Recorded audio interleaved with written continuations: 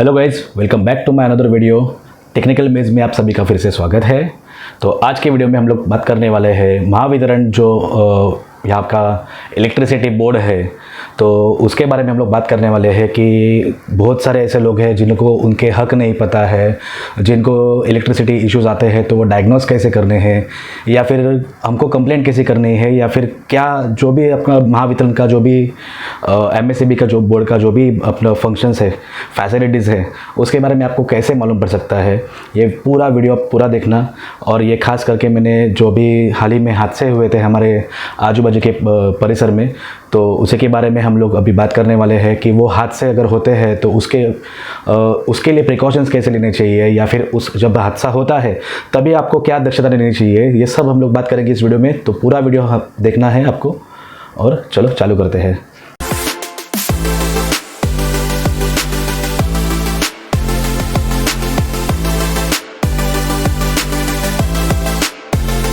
तो बेसिकली पहली बात तो आप ये समझिए कि महावितरण एक इलेक्ट्रिसिटी बोर्ड है जो कि महाराष्ट्र राज्य में आता है।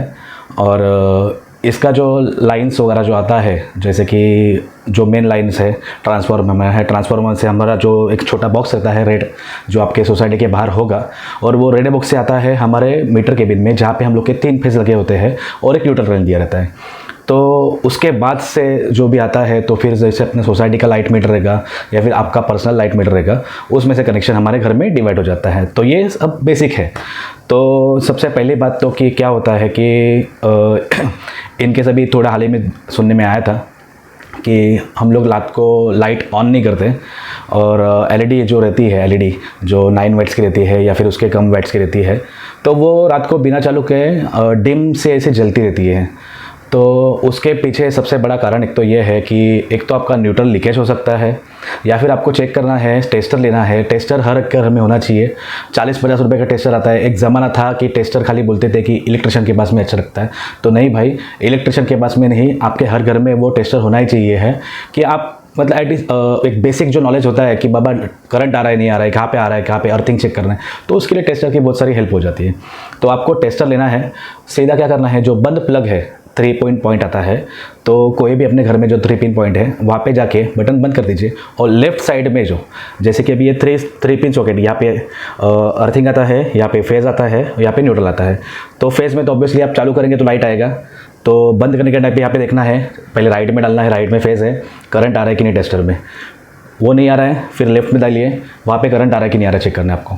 अगर वहाँ से हल्का सा भी करंट आता है लेफ्ट साइड में जाके न्यूट्रल पे, बटन स्विच ऑफ होने के बावजूद भी हल्का सा करंट आता है, तो समझ लीजिए कि आपका न्यूट्रल जो लाइन है उसमें कुछ इशू है। एक तो वो इशू आपको भी स्टेप बाय स्टेप जाना है, जैसे कि आपके घर से चालू करना है, घर से चालू होकर फिर आपका जो एमसीबी नीचे है मीटर केबिन में, वहाँ तक जाना है, वहाँ से फिर आगे का फिर देखिए कि आपके बिल्डिंग में किसी के घर में प्रॉब्लम है क्या।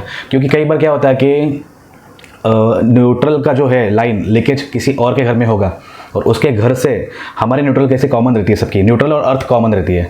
तो न्यूट्रल कॉमन होने के कारण क्या होता है कि उसके घर में ऐसे कुछ अगर प्रॉब्लम हो रही है तो वो सबको होगी एक बिल्डिंग में, तो वो हमें चेक करना है। वो चेक करने के बावजूद भी कुछ नहीं होता तो आगे का आता है एमएसईबी का।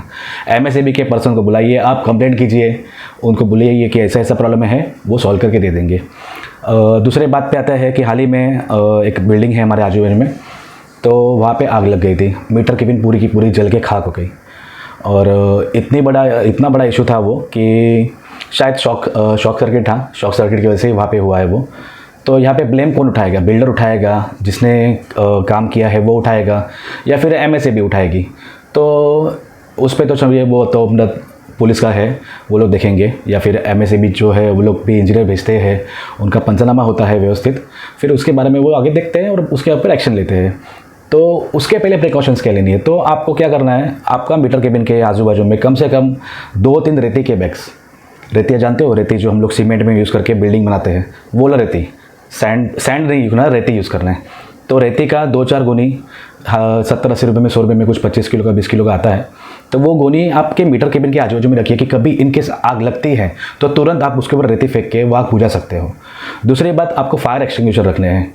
फायर एक्सटिंग्विशर क्या होता है कि अगर छोटा मोटा हो गया काम, फटक से आप जाके उधर से उसको आग बुझा सकते हो। तीसरी बात, और आखिरी बात शायद मैं बोलना चाहूँगा, लेकिन आखिरी नहीं हो सकती, क्योंकि आपको फेस देखना है। अगर आपके आजू में फ्यूज़ जो है आप उसको पास में हो और आप उसको निकाल सकते हो तो उसको पहले निकाल लीजिए। ध्यान रखिएगा इसमें भी कि आप गीले नहीं होने चाहिए, आपने चप्पल जूते पहनने नहीं चाहिए, और जो उसका जो बेस रहता है हैंडल को पकड़ के खींचिए, तीनों फ्यूज़ निकाल दीजिए, प्रॉब्लम सॉल्व हो जाएगा। अगर वहाँ तक भी आप नहीं पहुँच सकते, आपकी बिल्डिंग में बाहर रहेगा, अगर वो एक्सेसिबल है, कोई आपके पास कोई पर्सन है या फिर आप नॉलेजेबल हो, वो फास्ट से फेस निकाल दीजिए।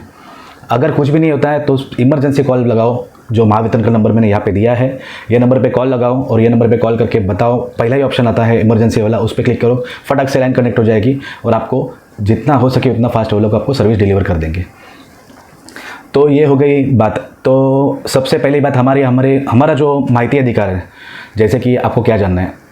बहुत से सोसाइटी में ऐसा होता है कि मेरे पास ये हो रहा है, अरे माझ्याकडे ऐसा होता है, लाइट का ऐसा इशू है क्या, लाइट जलती है, डिम है, बंद चालू होती है, फ्लक्चुएशन होता है, ये होता है, वो होता है।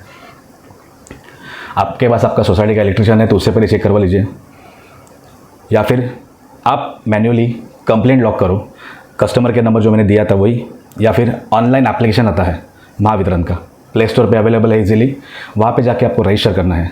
रजिस्टर करने के बाद में आपको जो डिटेल्स पूछता है, आपका जो सब्सक्राइबर आई क्रमांक है, मतलब जो कस्टमर क्रमांक, ग्राहक क्रमांक, वो वहाँ पे मेंशन कर दीजिए।